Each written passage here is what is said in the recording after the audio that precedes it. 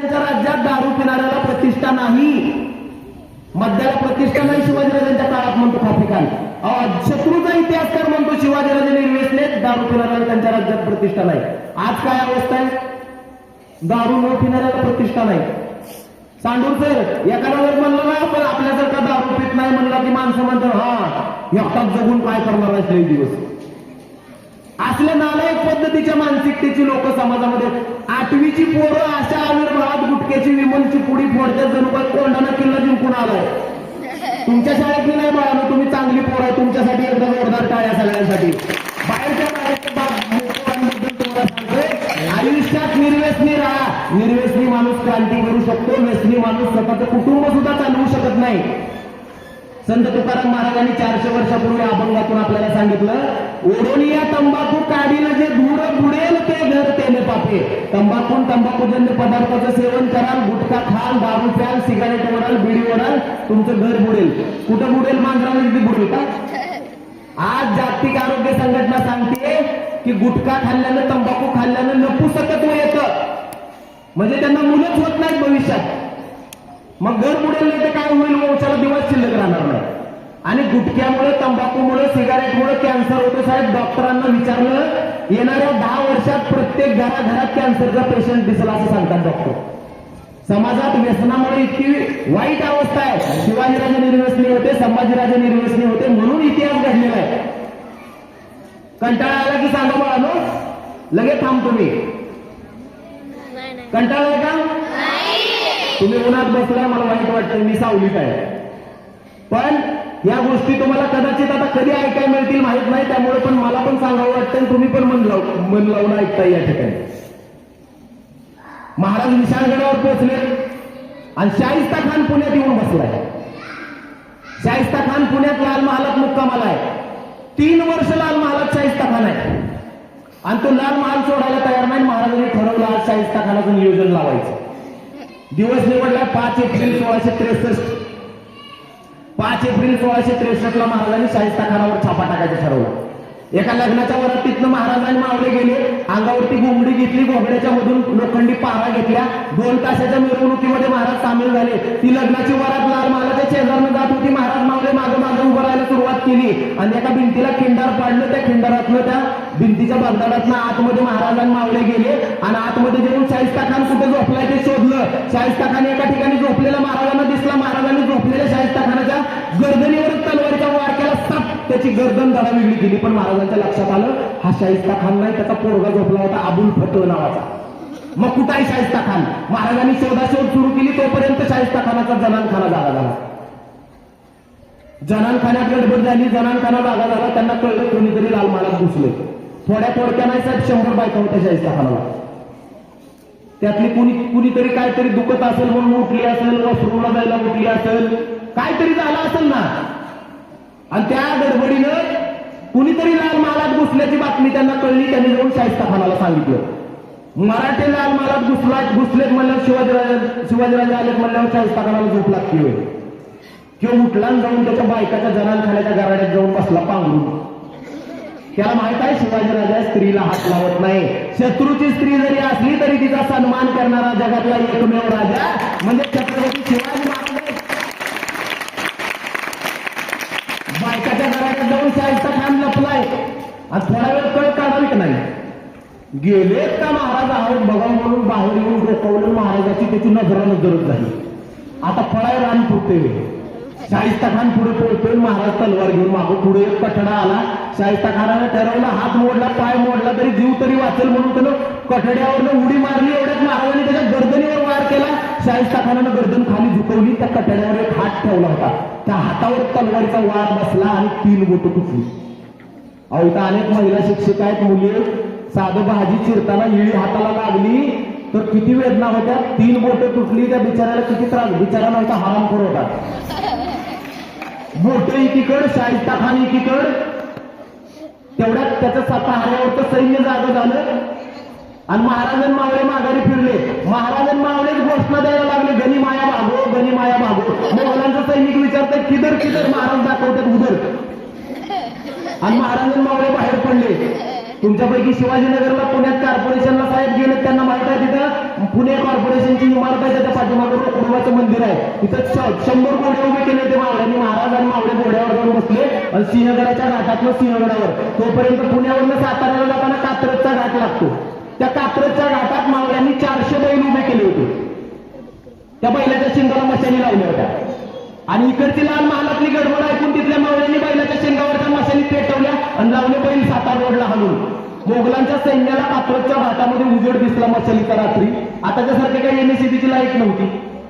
400 बैलांच्या शिंगावरचा मशालीचा उजेड बघून मोगल सैन्याला वाटलं मराठी तिकडे मशाली लावून पळताय. मशाली लावून पळाय मराठी बंदूक होते वेळ.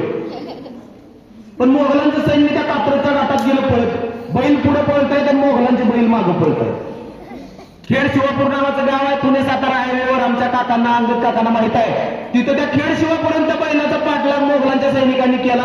तिथं जाऊन बघतात तर बैल आणि बैलाच्या शिंगावर मशाली. मोगल म्हणले बाबा असं फसवलं. लढाया केवळ तलवारीच्या मनगटाच्या जोरावर लढायच्या नसतात, त्या बुद्धीच्या कसोटीवर सुद्धा लढायच्या असतात. हे शिवाजीराजांनी आपल्याला शिकवलेलं आहे.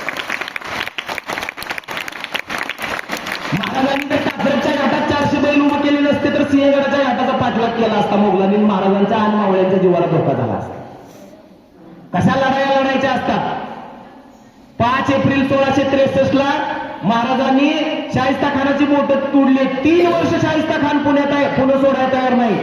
8 एप्रिलला 3ऱ्या दिवशी पुणे सोडले शाहिस्ता खानाने. 3 दिवस पॅकिंगला लागले असतील ना. गबाळ मोठं होतं. 100 बायका आहेत. आपल्याला एकच आहे तर घराबाहेर निघाया कार्यक्रमाला कुठं जायचं म्हणलं तर तास 2 तास जातात.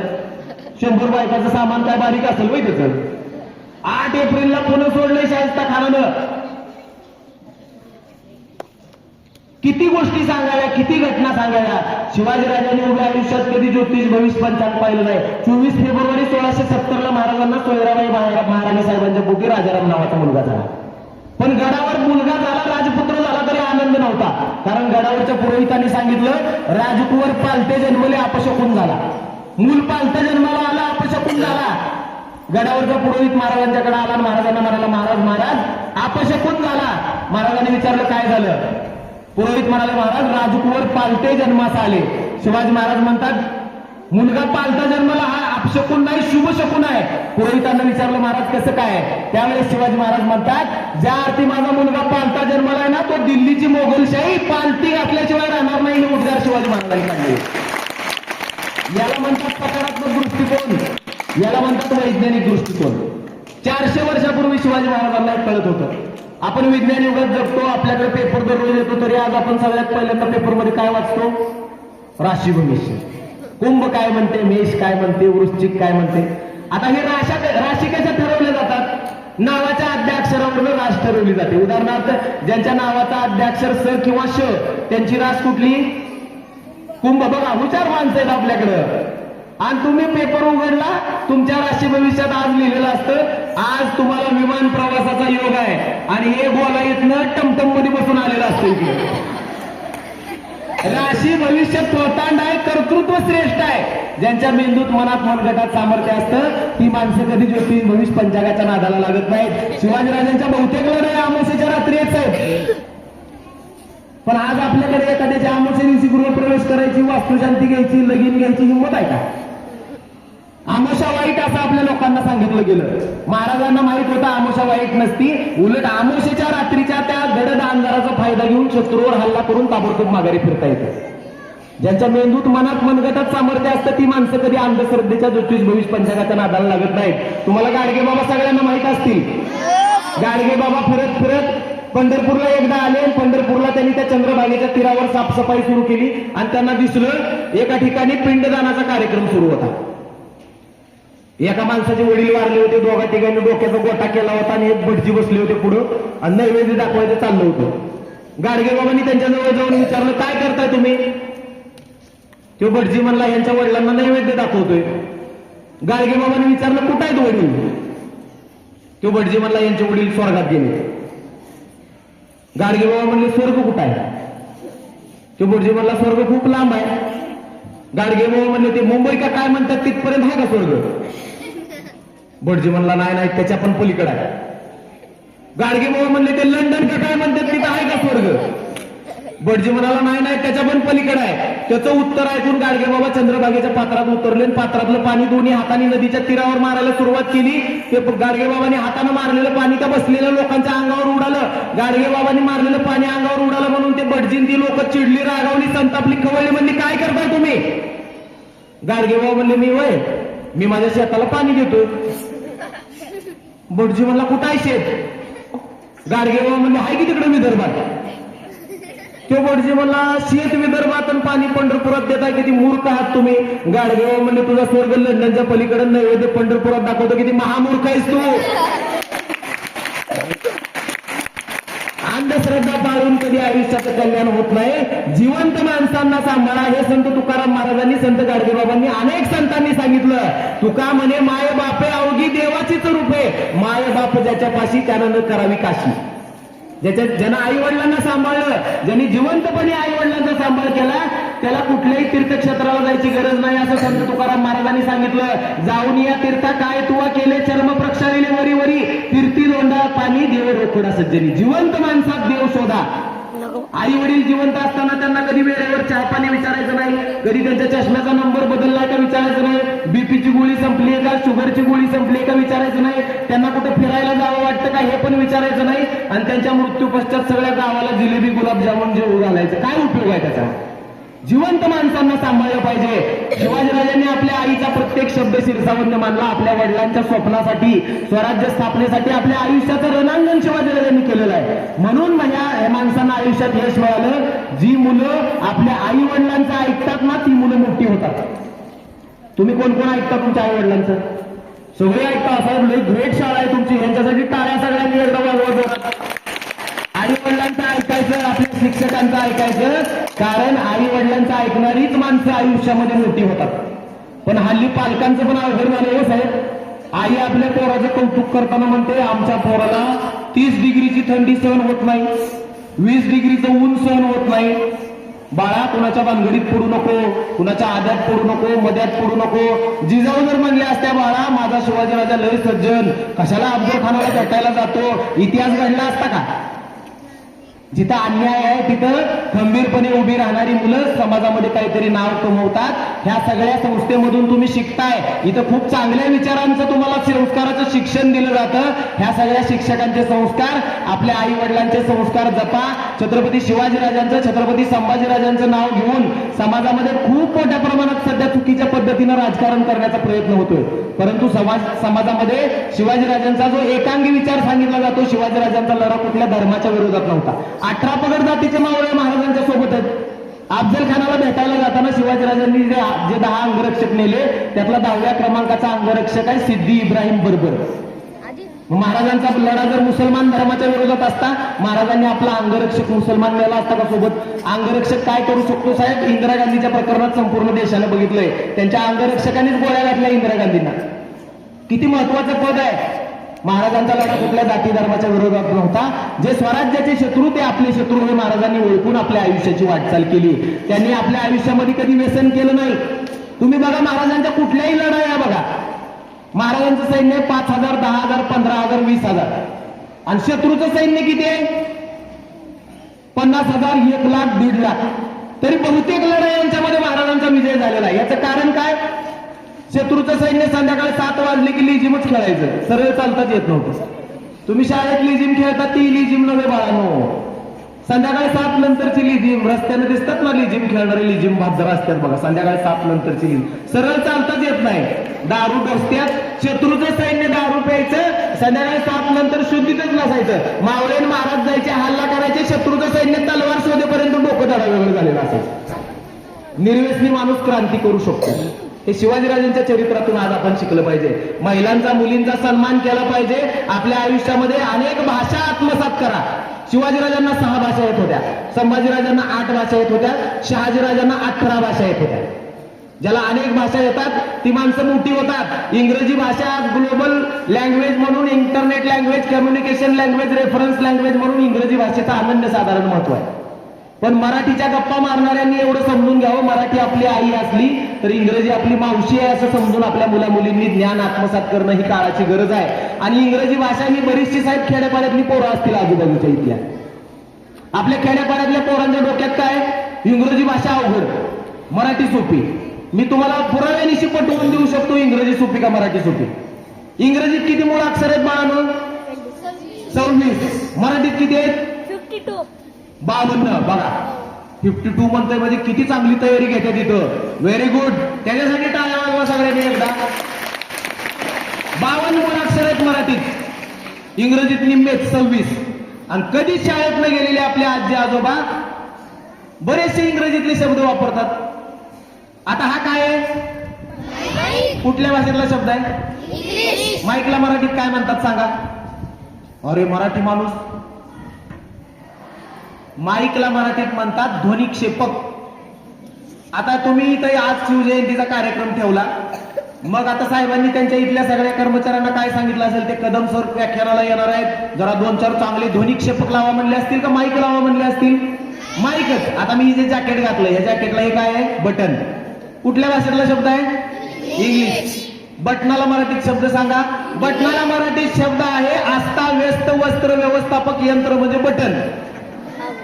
आता एखादं पहिलीतलं पोरग शाळेत निघालं आणि त्याची आई म्हणली मी मराठी आई आहे, मराठीच खाईन, मराठीच बोलेन, मराठीतनच सगळं करेन. आणि ती जर पोराला म्हणली जरा इकडे ये तुझ्या गणवेशाचं अस्ताव्यस्त वस्त्र व्यवस्थापक यंत्र लावते, पोरग म्हणेल असले अवघड शब्द ऐकण्यापेक्षा जातो उघड शाळेत, मरू दे तिकडं. उन्हाळा सुरू झालाय. सांगण्याचं तात्पर्य काय? इंग्रजी माध्यमांच्या शाळाकडे समाजात लोकांना आता असं झालंय इंग्रजी माध्यमाचं खूळ आलंय, इंग्रजी काळाची गरज आहे. उन्हाळा सुरू झालाय. आईस्क्रीम कोणाकोणाला आवडतं? हात वर करा. मला पण आवडतं, पण आम्ही व्याख्यानाच्या ह्याच्यात खात नाही, घसा बसतो. पण उन्हाळ्यात आपण सगळेच आईस्क्रीम खातो. कुठल्या भाषेतला शब्द आहे आईस्क्रीम? इंग्लिश.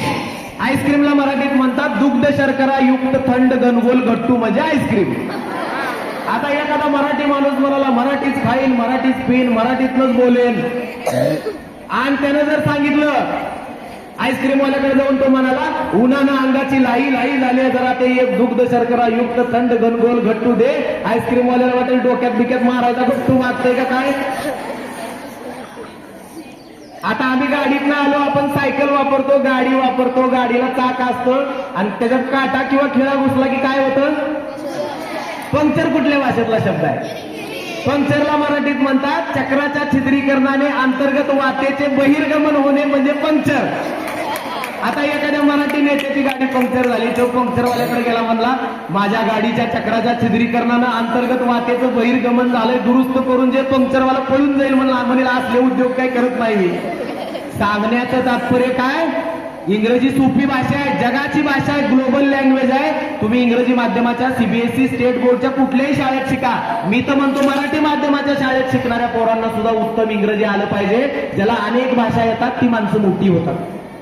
ज्याला एकच भाषा येते त्याला ओझ्याची कामं करावी लागतात, हमाली करावी लागते.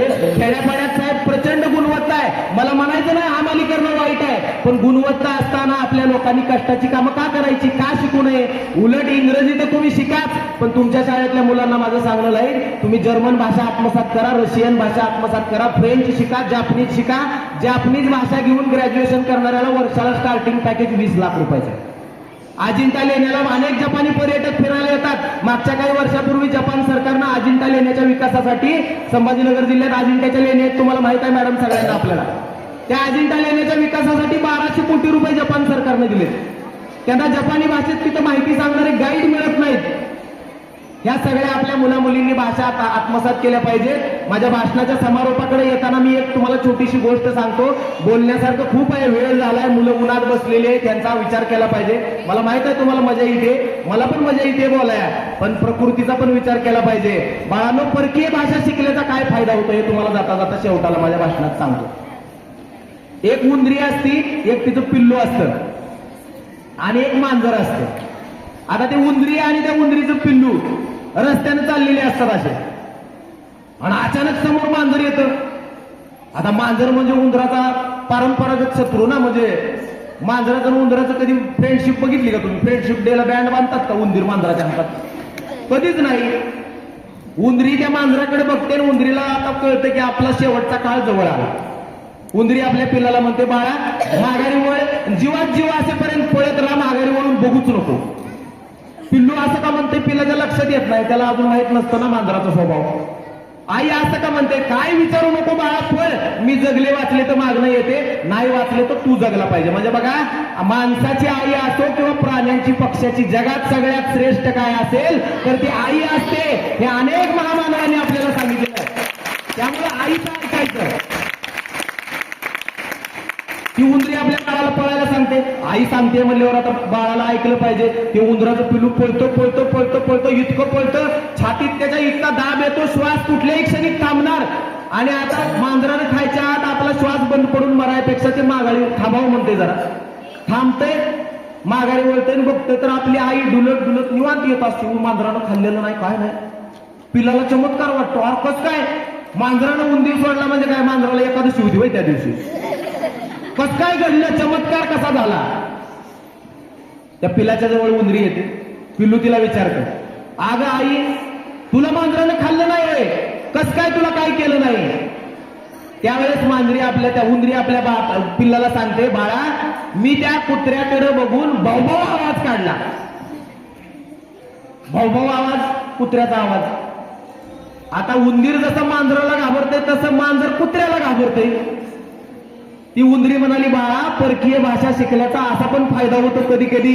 मी कुत्र्याचा आवाज काढला म्हणून मी मांजराच्या तावडीतनं निसटू शकले. बघा आपण आपल्या आयुष्यात परकीय भाषा आत्मसात केल्या तर आपल्याला जगातल्या खूप वेगवेगळ्या क्षेत्रात संधी उपलब्ध आहेत. त्या संधी तुम्ही सगळ्यांनी स्वीकाराव्या. आज शिवाजी महाराज येणार नाहीत आणि आले तरी आपल्या हातात ढाल तलवार देणार नाही, कारण त्या काळात ढाल तलवारीची लढाई होती. आज शिवाजी महाराजांच्या फोटोतली तलवार बघून तुम्ही जर कमरेला तलवार लावून बाहेर पडला, बिना परवाना शस्त्र बाळगल्याबद्दल अटक होईल, जेलमध्ये जावं लागेल. मग आजच्या काळातली शस्त्र कोणती आहेत? आजच्या काळातली शस्त्र आहेत पुस्तक, pen, internet, laptop, computer. Shivaji Maharaj आज आले तर आपल्या मुलांच्या हातात लॅपटॉप देतील, कॉम्प्युटरचा माऊस देतील आणि सांगतील चांगला अभ्यास करा. महाराजांनी त्या काळात रायगड जिंकला, राजगड जिंकला, त्या काळातली सत्तास्थानं होती. आज महाराज आले तर म्हणतील आज एमपीएससी गड ताब्यात घ्या, युपीएससी गड ताब्यात घ्या, न्यायपालिका गड ताब्यात घ्या, प्रशासन गड ताब्यात घ्या. हे सगळे गड आज शिवाजीराजांच्या चरित्रातून प्रेरणा घेऊन आपण आत्मसात करावेत. उत्तम प्रकारचं शिक्षण घ्यावं, आपल्या आई वडिलांचं नाव मोठं करावं, आपल्या आई वडिलांचा प्रत्येक शब्द पाळावा, एवढंच या ठिकाणी सांगतो. आणि आपल्या यासोबत संवाद साधून मनापासून आनंद वाटला. सांडूर सराच्या आग्रहाखातर या ठिकाणी येऊन तुमच्याशी मी शिवचरित्राचा जागर करताना तुमच्या सगळ्यांच्या चेहऱ्यावरचे भाव पाहून मलाही या ठिकाणी व्याख्यान द्यायला खूप मनापासून आनंद झाला. एवढंच सांगतो आणि थांबतो. धन्यवाद. जय जिजाऊ, जय शिवराय, जय शंभूराज.